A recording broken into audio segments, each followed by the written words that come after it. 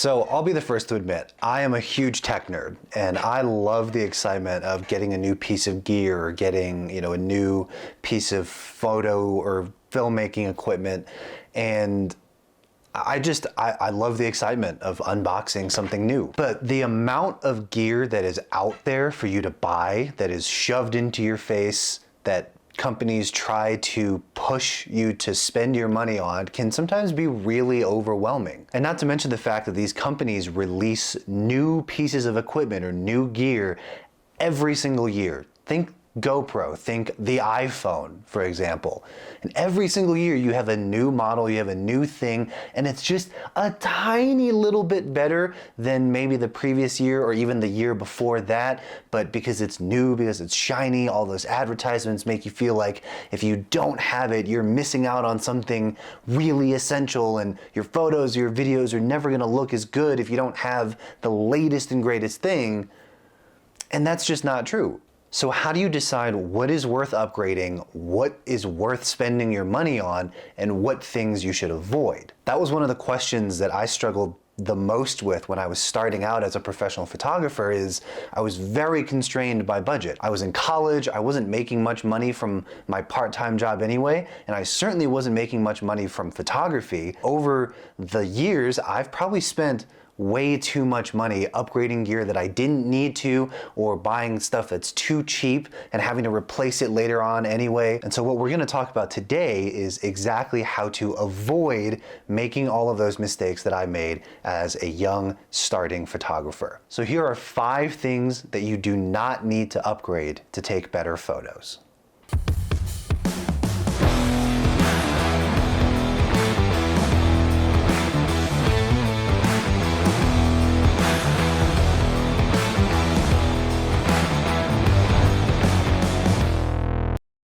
The first thing that you're gonna want to avoid upgrading is top-of-the-line, high-end lenses. Now this is a big one because you can build a photo kit with one single camera body. So whether it's a cheap camera body or an expensive one, you can build a kit around one single body. But depending on what you're shooting, chances are you are going to need multiple lenses. If you're buying the top-end stuff, the high-end G Master, Canon's L glass, whatever other top-of-the-line lenses that companies offer, you can very quickly exceed the cost of even your camera itself just with lenses. Lenses are usually the most expensive part of a complete photo kit. However, if you take the time to look around a little bit, you might actually find there are a lot of really good and really high quality still alternative options that you can go with. Since I'm a Sony shooter, let's take Sony for example.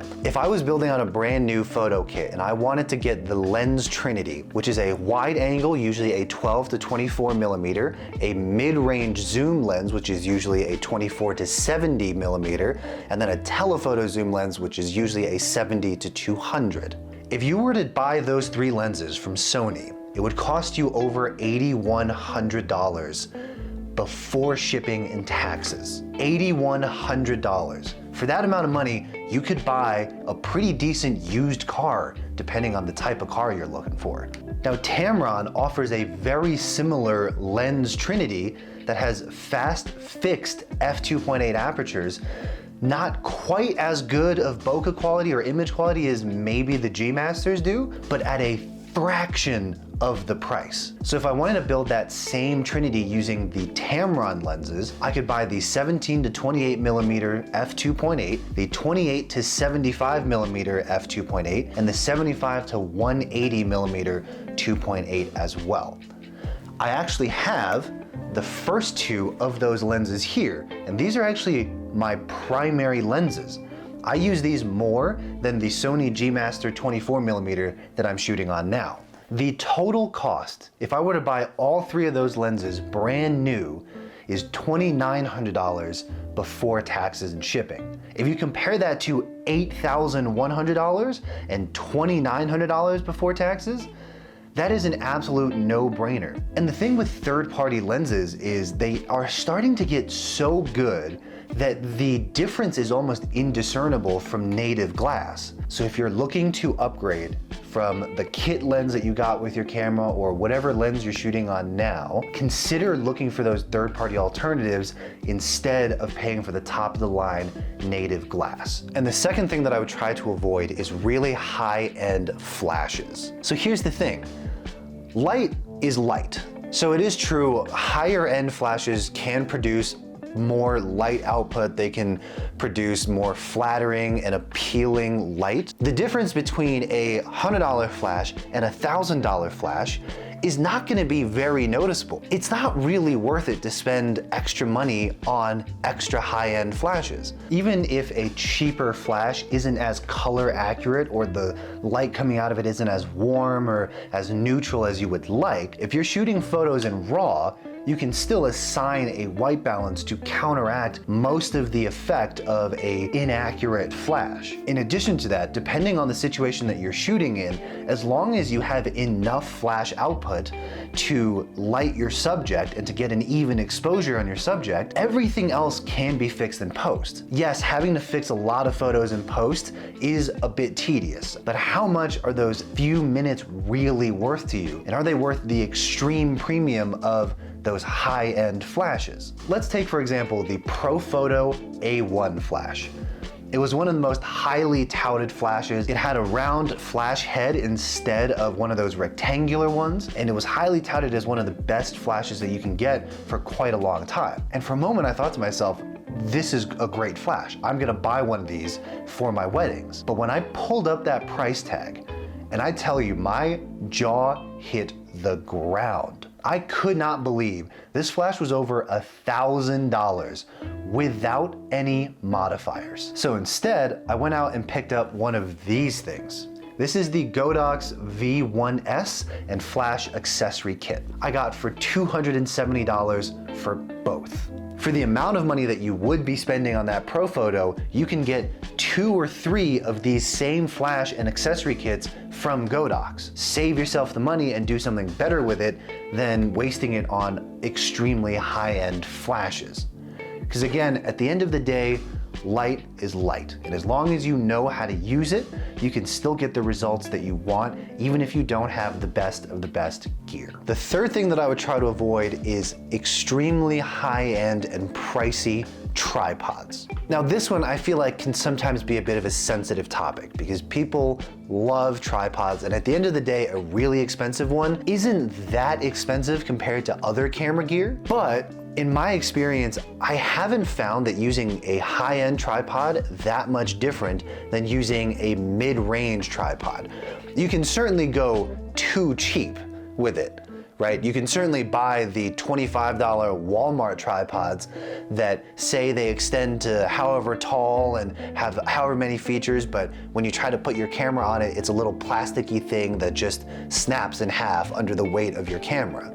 So I would avoid going too cheap because having a stable tripod is still pretty important. But in my experience, what I found is that the extremely high-end tripods aren't that much different than your regular tripod that you can buy on Amazon. The tripod that my camera is actually sitting on now is a Manfrotto B-Free, and it's not the carbon version, it's not the super fancy one. It's an aluminum tripod that I bought used off of eBay for, I think maybe $150. And at the time, I thought that was a super nice tripod, but then you start looking at like the Peak Designs and the Gitsos and all of these other crazy high-end tripods, and you're looking at $500, $600, $800 or more for just something that stands there and holds your camera with 3 legs. Or another excellent option that I have is this tripod from a company called Geekoto, if I think I'm saying that right. This is a carbon fiber tripod, so it's got super light but super sturdy legs. It extends to 79 inches tall at maximum.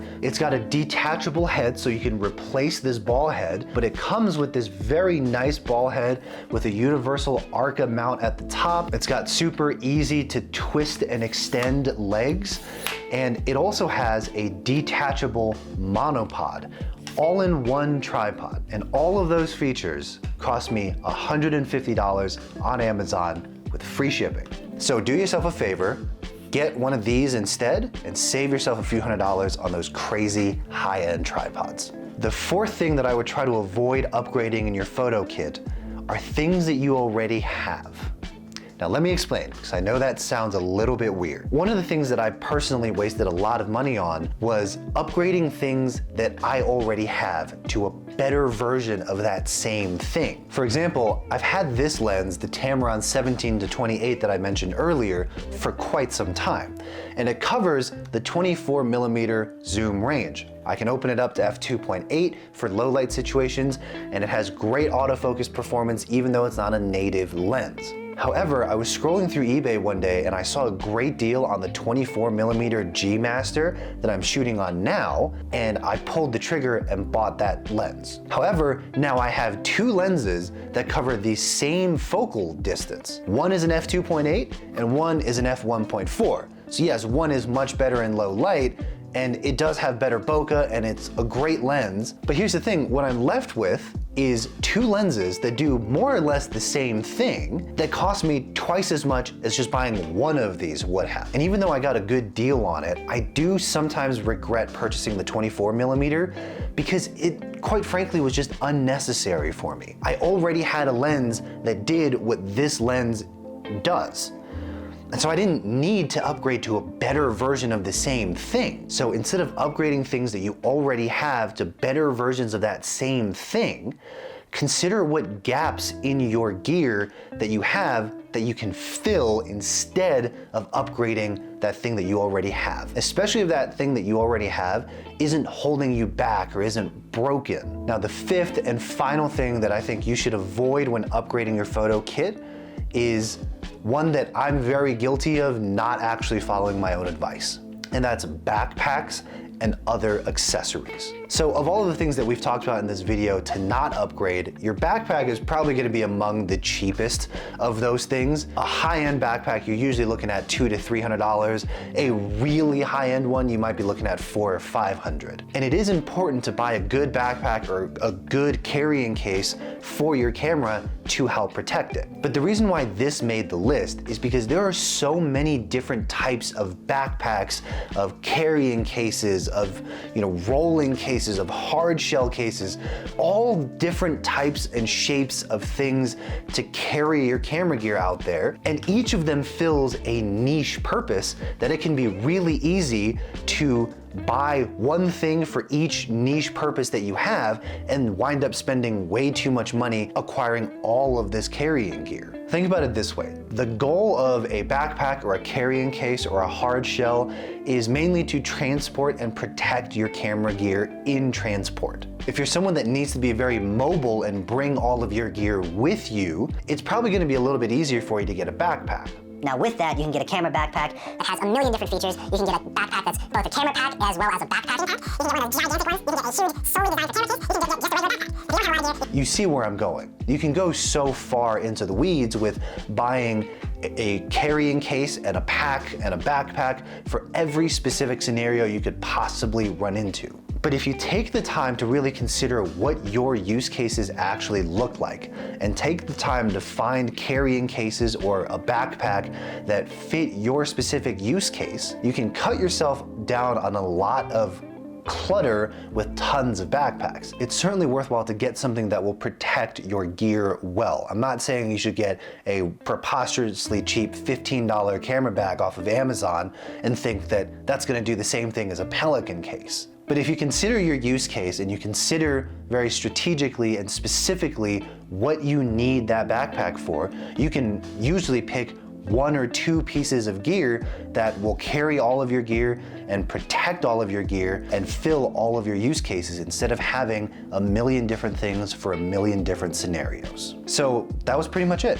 Those are 5 things that you should avoid wasting money on when you're upgrading your photo kit. All of these things are things that I've learned and picked up through my own experience and through my own mistakes. So if you guys don't agree, if you think that things on my list you should spend the money for, if you think I missed something, which I definitely did, I can promise you that, I would love to hear about that in the comments down below. If you enjoyed this video, hit that like button. If you found this video helpful, if you learned something, and if you want to see more photography related content just like this video, make sure you hit that subscribe button and turn the notifications on so you know when the next video is going to come out. All right, everyone, I will see you on the next one.